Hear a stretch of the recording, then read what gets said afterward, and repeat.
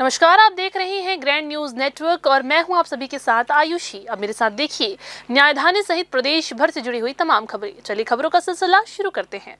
बिलासपुर जिले में शिक्षा की गुणवत्ता को बेहतर बनाने की दिशा में जिले के सभी हाई और हायर सेकेंडरी विद्यालयों के प्राचार्यों की समीक्षा बैठक आयोजित की गई।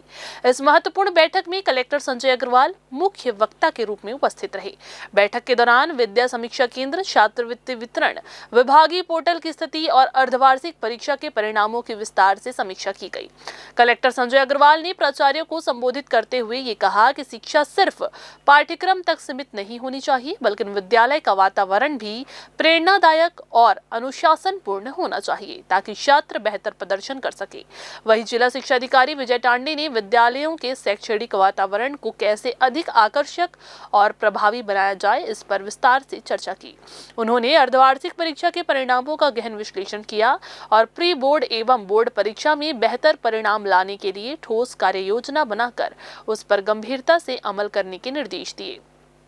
बैठक का मुख्य उद्देश्य परीक्षा परिणामों में सुधार लाना और छात्रों की शैक्षणिक गुणवत्ता को नई ऊंचाइयों तक पहुंचाना था। अब ये देखना दिलचस्प होगा कि इस समीक्षा बैठक के बाद जिले के स्कूलों में कितना सकारात्मक बदलाव देखने को मिलता है। जिले के सभी प्राचार्यों की बैठक ली गई है, जिसमें अर्धवार्षिक परीक्षा जो ली गई थी उन पर उनके परिणामों पर समीक्षा की गई और समीक्षा में पाया गया कि 20-25 स्कूल ऐसे हैं जहां पर सुधार की बहुत आवश्यकता है। उन प्रिंसिपलों को एक सहयोगात्मक रूप से निर्देश दिया गया है कि अभी समय है, थोड़ा सुधार उसमें करें ताकि 12वीं और 10वीं के रिजल्ट अच्छा हो। तो कुछ उसमें अलग दिशा निर्देश दिया गया है, कुछ परिवर्तन किया नहीं, जाएगा? बस एक सहयोगात्मक है कि बाकी स्कूल में जैसे कई स्कूल हैं जो अच्छा परफॉर्मेंस कर रहे हैं, समस्या वहाँ पर भी उतनी ही है, यहाँ पर भी जो समस्या आप बता रहे हैं वहाँ पर वो समस्या सभी जगह है। तो उन्होंने कैसे किस प्रक्रिया से उन्होंने इस तरह का रिजल्ट दिया, तो वैसे ही उनकी प्रक्रिया को आप अपनाओ, उनसे संपर्क करो और जहाँ पर भी कहीं पर कुछ कमी होती तो संपर्क कर लें। पूरी टीम हमारे पास है, जिला की टीम है, उनसे संपर्क कर लें और आवश्यक सुधार हो जाएंगे। बिलासपुर में मानवता को झकझोर देने वाला मामला सामने आया है। शासकीय आश्रय दत्त कार्यशाला में अध्ययनरत दृष्टिहीन छात्रों ने अपनी गंभीर समस्या को लेकर कलेक्टर संजय अग्रवाल के समक्ष शिकायत दर्ज कराई है। छात्रों का कहना है कि उन्हें कलेक्टर के निर्देश पर तिफरा स्थित आश्रय दत्त कर्मशाला में आवास की सुविधा दी गई है, जहां वे रहकर कॉलेज की पढ़ाई कर रहे हैं। मीडिया से चर्चा के दौरान 5 दृष्टिहीन छात्रों ने आरोप लगाया कि कर्मशाला में पदस्थ रसोइया तीजराम बांदले उनके साथ लगातार अभद्र और अपमानजनक व्यवहार करता है। छात्रों के अनुसार रसोइया उनके दृष्टिहीन होने को लेकर अपशब्द कहता है और ये तक कहता है कि वे किसी भी शासकीय सुविधा के हकदार नहीं है। इतना ही नहीं, कलेक्टर द्वारा दी गई सुविधा को भी नियम विरुद्ध बताकर उन्हें मानसिक रूप से प्रताड़ित किया जा रहा है। छात्रों ने कहा कि इस तरह का व्यवहार न केवल अमानवीय है बल्कि उनके आत्मसम्मान को ठेस पहुंचाने वाला है। पीड़ित छात्रों ने कलेक्टर से मांग की है कि रसोइया तीजराम बांदले को तत्काल हटाया जाए और उसके खिलाफ सख्त अनुशासनात्मक कार्रवाई की जाए ताकि भविष्य में किसी और छात्र को इस अपमान का सामना न करना पड़े।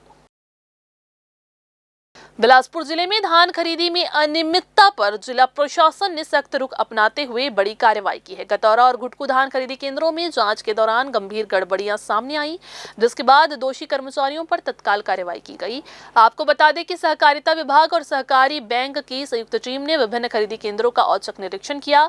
मस्तूरी विकासखंड के गतौरा खरीदी केंद्र में तय मानक से अधिक तौल किए जाने और परिचित व्यक्ति को अवैध रूप से खाली बारदाना दिए जाने का मामला उजागर हुआ। जांच में अनियमितता पाए जाने पर खरीदी प्रभारी, बारदाना प्रभारी, कंप्यूटर ऑपरेटर सहित कई कर्मचारियों को निलंबित कर दिया गया है।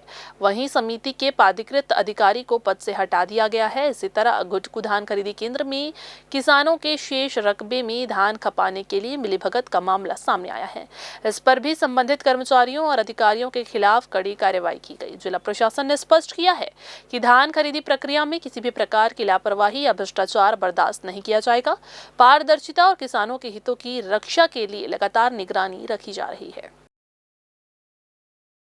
इधर शहर की यातायात व्यवस्था को सुगम और सुरक्षित बनाने के लिए प्रशासन ने अब कड़े तेवर अपना लिए हैं। बिलासपुर को क्रमशः ट्रैफिक वायलेशन फ्री जोन के रूप में विकसित करने की दिशा में एक वृहद अभियान की शुरुआत की गई है। इस मुहिम के तहत निर्धारित सेक्टरों में न केवल वाहनों की चेकिंग की जा रही है, बल्कि सड़कों पर अवैध कब्जा करने वाले और यातायात बाधित करने वाले व्यवसायियों के विरुद्ध भी दंडात्मक कार्रवाई की तैयारी पूरी कर ली गई है। प्रशासन का स्पष्ट संदेश है कि यदि दुकानों के सामने अव्यवस्थित पार्किंग से आम जनता का रास्ता अवरुद्ध हुआ तो अब केवल चालान नहीं बल्कि आपराधिक प्रकरण भी दर्ज किए जाएंगे।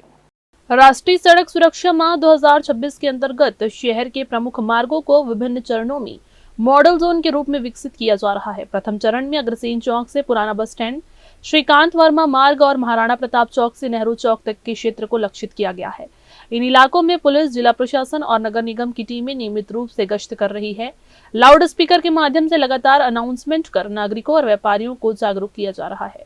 विशेष रूप से व्यावसायिक प्रतिष्ठानों के संचालकों को निर्देशित किया गया है कि वे अपनी दुकानों के सामने ग्राहकों के वाहनों को व्यवस्थित करने के लिए निजी गार्ड या व्यवस्थापक तैनात करें। आगामी दिनों में इस अभियान का विस्तार शहर के अन्य क्षेत्रों में भी किया जाएगा।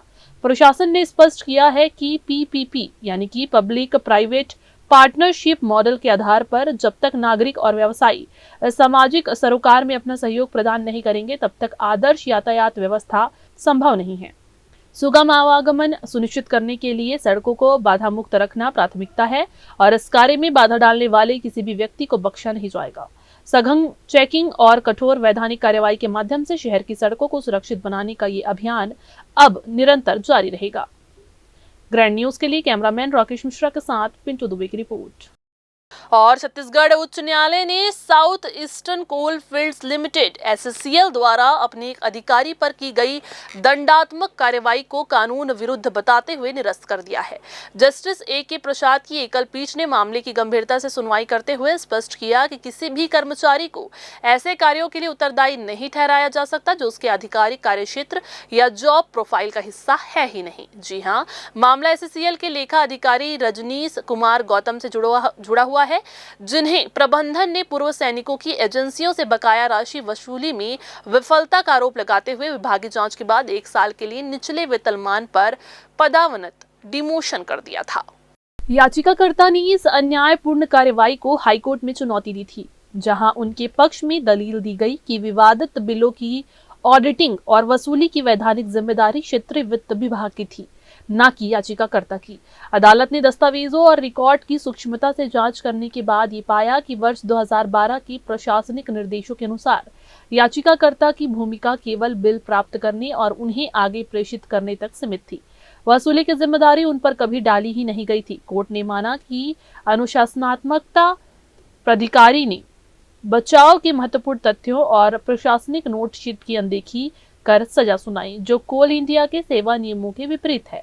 अपने फैसले में हाईकोर्ट ने प्रबंधन को निर्देशित किया है कि अधिकारी के विरुद्ध जारी डिमोशन और इंक्रीमेंट रोकने के आदेश को तत्काल प्रभाव से शून्य माना जाए।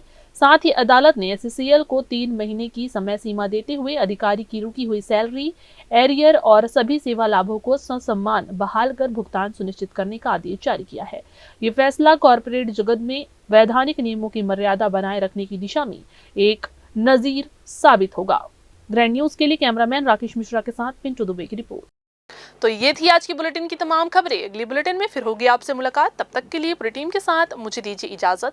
नमस्कार।